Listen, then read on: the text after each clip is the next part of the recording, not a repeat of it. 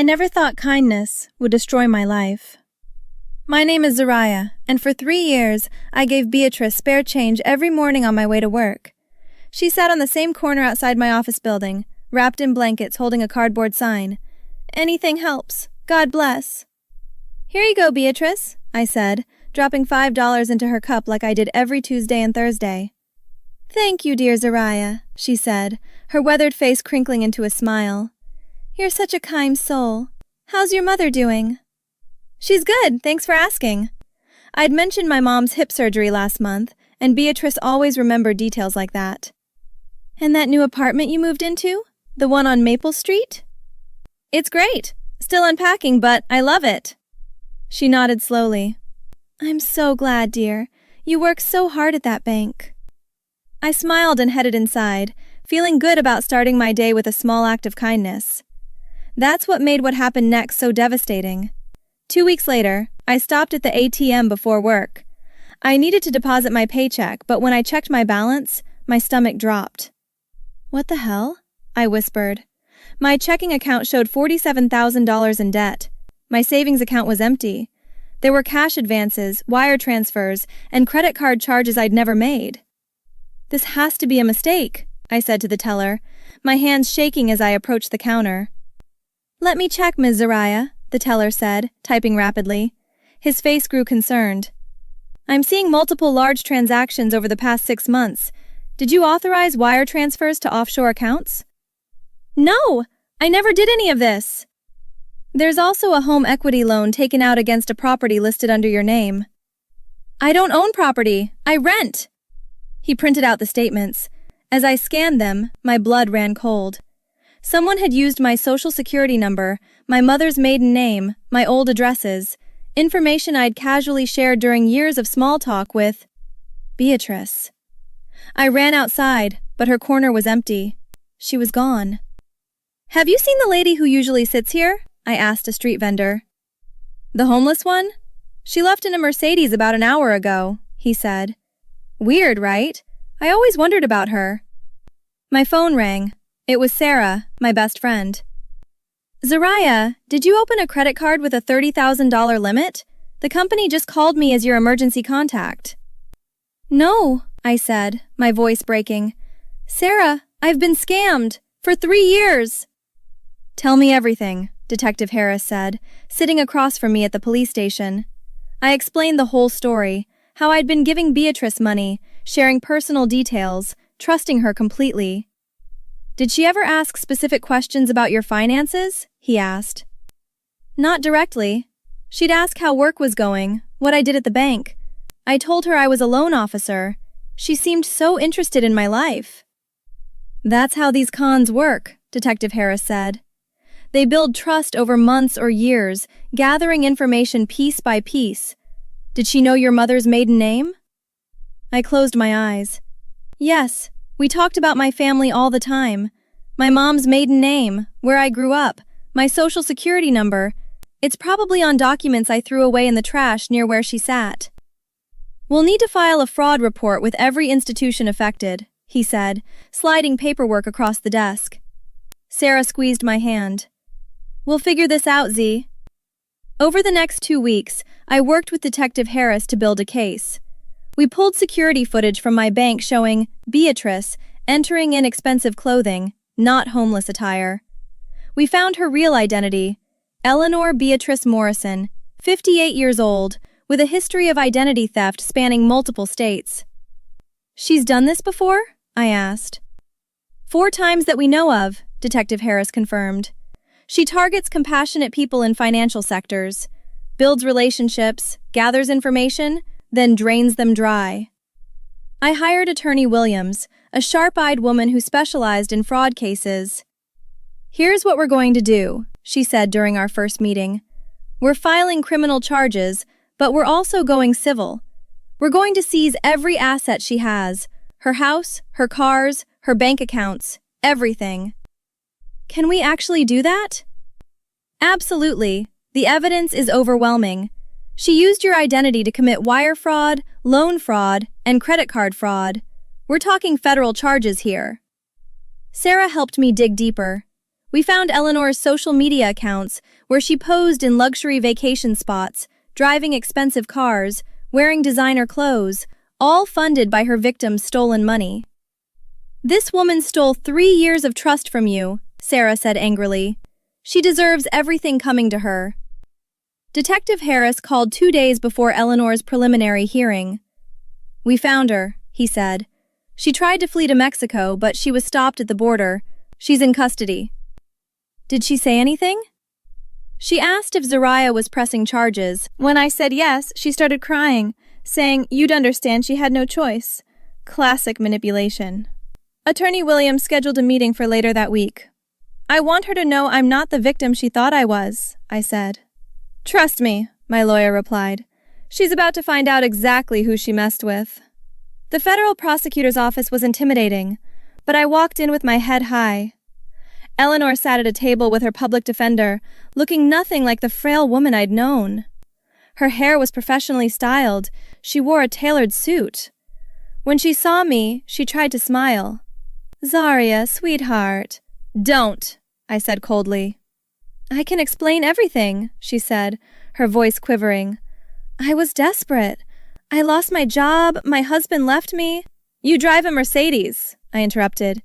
"You own a $400,000 house. I've seen your vacation photos from Aruba. Stop lying." Her lawyer cleared his throat. "Ms. Morrison, please don't say anything else."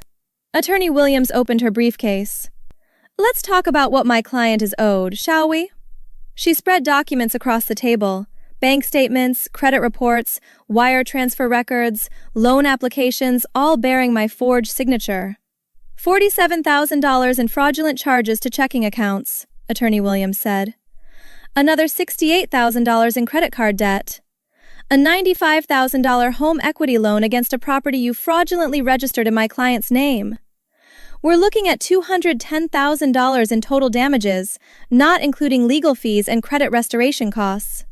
Eleanor's face went pale. "I don't have that kind of money." "Yes, you do," I said, sliding photos across the table. "This is your house in Henderson. This is your investment portfolio. These are your 3 cars. This is your boat. You can't take my house." "Actually, we can," Attorney Williams said. "You committed federal wire fraud, identity theft, and loan fraud. Every asset you have is subject to seizure and restitution." The prosecutor, Mr. Thompson, leaned forward. "Mrs. Morrison, you're facing 20 years in federal prison. Your best option is to cooperate fully with asset forfeiture and hope the judge shows mercy at sentencing." "Zaria, please," Eleanor begged, reaching across the table. "I helped you. I gave you advice. We were friends." I pulled my hand away. "You were never my friend. You were a predator who saw a kind person and decided to destroy their life for profit." "I'll pay you back. I'll work out a payment plan." "No," I said firmly. "You're going to lose everything, just like you tried to make me lose everything." Her lawyer whispered urgently in her ear, but Eleanor ignored him. "I'm sorry. I'm so sorry. I didn't want to hurt you." "If you didn't want to hurt me," I said, standing up, "you wouldn't have done it in the first place." Attorney Williams gathered her documents. "We'll see you in court, Ms. Morrison.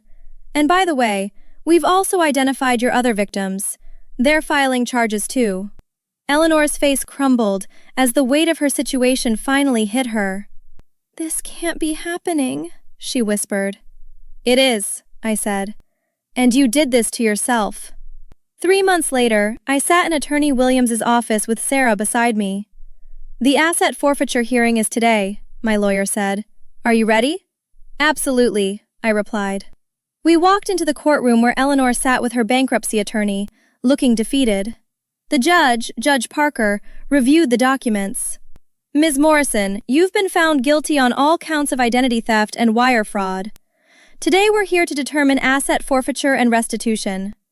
Mr. Henderson, you're representing the defendant?" Eleanor's bankruptcy lawyer stood. "Yes, Your Honor. My client has filed for bankruptcy protection, which doesn't apply in criminal restitution cases," Judge Parker interrupted. "Continue." "Your Honor, if you seize all of Ms. Morrison's assets, she'll have nothing. She'll be homeless." Like she pretended to be while scamming my client? Attorney Williams said sharply. Ms. Williams, you'll have your turn, the judge said. Mr. Henderson, your client stole over $200,000 from Ms. Zaria alone, and our investigation shows 3 other victims with similar losses. The total is over $700,000. Eleanor spoke up. Your Honor, please. I made mistakes, but I'm willing to make this right. Give me time to pay. You've had 3 years to make it right, I said, standing. Instead, you kept stealing. The judge nodded. Ms. Zaria, you may speak. Your Honor, this woman sat on a corner and pretended to be homeless while driving a luxury car and living in a beautiful home. She manipulated my compassion, learned everything about me, and systematically destroyed my credit and my life. I've spent 3 months fighting to clear my name. I've lost job opportunities because of the debt she put in my name. I couldn't rent a new apartment. My credit score went from 780 to 430. I'm sorry, Eleanor cried. I'm so sorry, Zaria. Please, I'll do anything. Your apology means nothing, I said coldly. You're only sorry you got caught. Judge Parker banged his gavel. Ms. Morrison, I'm ordering immediate asset forfeiture.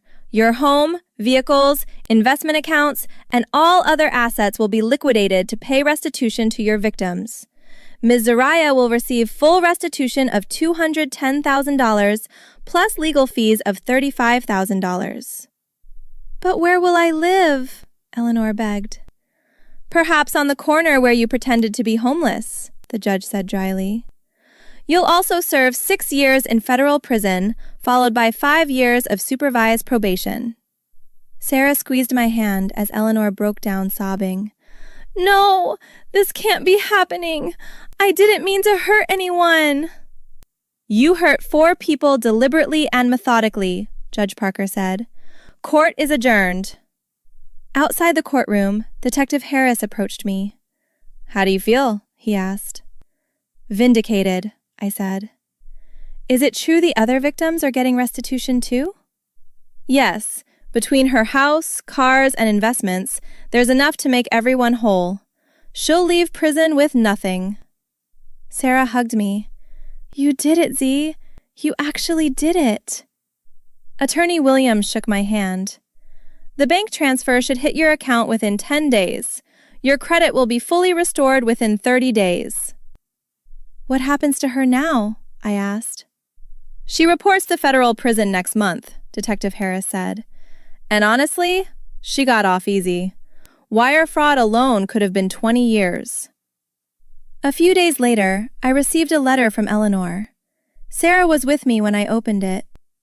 Dear Zaria, I hope you can find it in your heart to forgive me. I made terrible mistakes, but I'm not a bad person. Please consider dropping the charges. I've learned my lesson. Sarah grabbed the letter. Are you kidding me? She's still trying to manipulate you. I know, I said, taking it back, but it won't work anymore. I wrote back a single line. You taught me that kindness should be given carefully. Your lesson is complete. My phone rang. It was Mr. Thompson from the bank. Mrs. Zaria, I wanted to let you know your accounts have been fully restored. Your credit report has been corrected, and we've flagged your file with extra security measures. Thank you so much. No, thank you for your patience through this process. Also, we'd like to offer you a promotion to senior loan officer, if you're interested. Seriously? Your attention to detail during this investigation impressed everyone. You'd be perfect for our fraud prevention division. After I hung up, Sarah grinned. A promotion? Z, you're amazing! I just refused to be a victim, I said. 2 weeks later, the restitution payment cleared. Every penny Eleanor had stolen was back in my account, plus legal fees and damages. I never saw her again, but I heard she lost everything. Her house sold at auction, her cars repossessed, her investment accounts drained. She went to prison with nothing and no one.